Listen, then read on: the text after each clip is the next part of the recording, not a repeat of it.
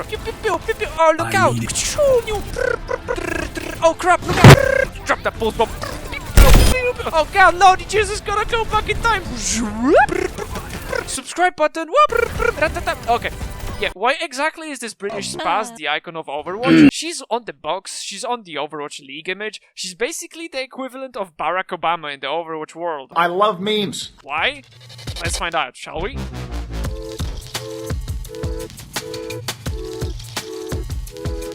Overwatch has a huge roster of very iconic characters, 36 to be exact. Among them we can find huge beasts like Roadhog, the iconic hooker, no, not this kind of hooker, this one is even worse. Reinhardt with his big ass shield, D.Va with the astonishing 2022 achievement, there are the healing icons, the brutality icons, and many more. Yet the British brown-haired pilot has been chosen as the main one out of them all. Is it because of her surreal body figure? Is it because of her devilish yet soft laugh? Is it because she was the 2017 champion in the most searched Overwatch character in porn category? Well, it can't be that, since we have at least 5 other female characters that achieved the exact same feat.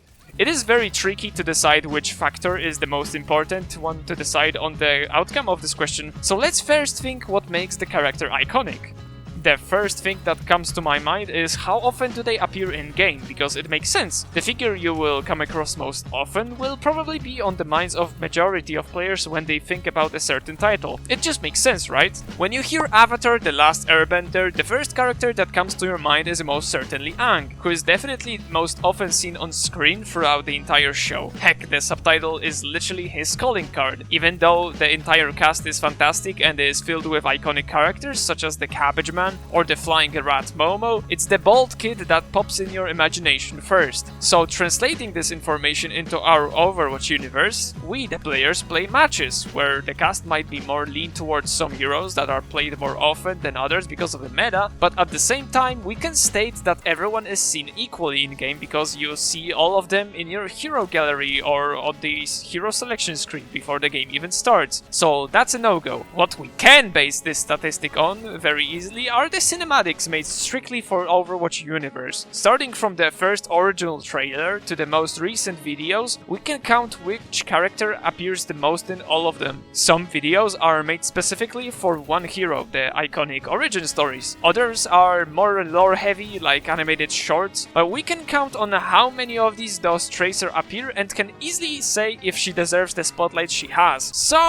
I did just that, and the results are shocking to say the least. Here they are. Okay, so this is the Excel sheet that I prepared for this video, and as you can see, here we have the list of all the Overwatch heroes that are sorted from the most occurring in the cinematics and animations to the least. So at the bottom of the list we have Zenyatta, Symmetra and Lucio, who all three have never gotten a single appearance in any of the animations. And right along the way you can see with the Aramatra being the newest addition to the roster, he even has one animation which is the origin story of his. And at the top of the list we have the TRACER, which is the topic of the video, but what is interesting is that Winston is in a tie with her. And you can clearly see in which cinematics does he appear and in which cinematics does TRACER appear. And as you can see, for example, in the Recall animation, Winston has an appearance where he fights Reaper, for example, but at the same time we have the animation Alive, where TRACER is the main character right along the Widowmaker. Why they are both tied is because Winston also has the cameo with Are You With Us? And in the Rise and Shine, where he appears in a hologram when talking to Mei.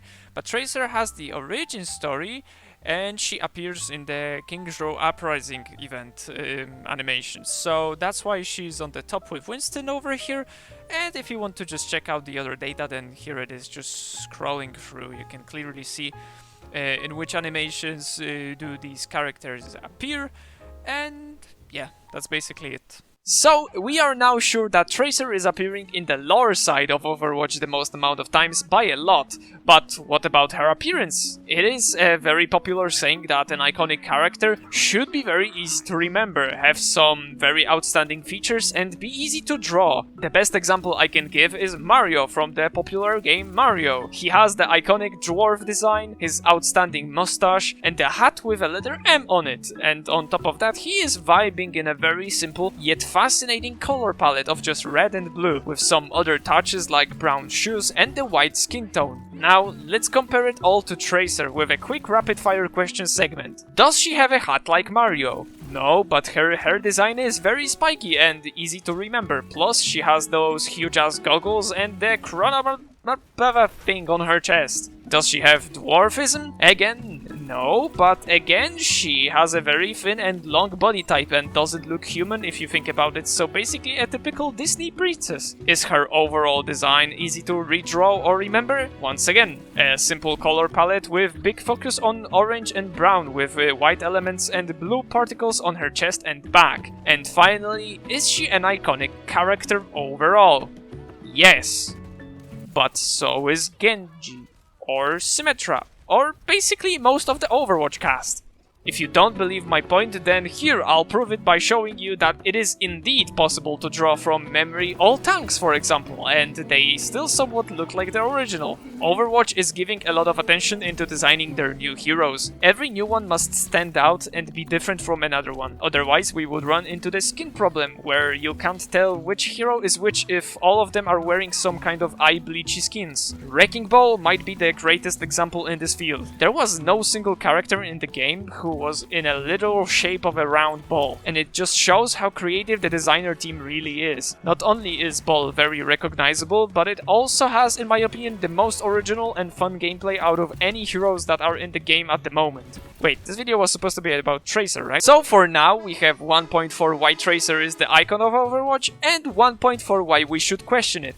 So, to conclude this video with a satisfying answer, I'm bringing out the big guns, the nail to the coffin, the N-word to someone's career to end this video, and that is monetization. Tracer is a very happy and outgoing character compared to the rest of the cast. Yes, we also have Bridget in the game, but I feel like there is something missing in her that Tracer does way better. She is also representing the minority group of not so straight people, which is also good for advertising your product, and on top of that, she just looks very family friendly, with that big ol' smile on her face, and on top of that, she doesn't wield a terrifying weapon like Roadhog's shotgun or Orisa's pea shooter, but rather her pistols look engaging and fun. They don't cover the lightness of the game, and she herself looks very inviting and positive, which are all emotions that sellers want you to feel when buying their product. Overwatch isn't that violent of a game compared to Scorn, give me a break, man, or Doom, for example, so the advertising must be targeted at the specific group of teens and adults. So a British female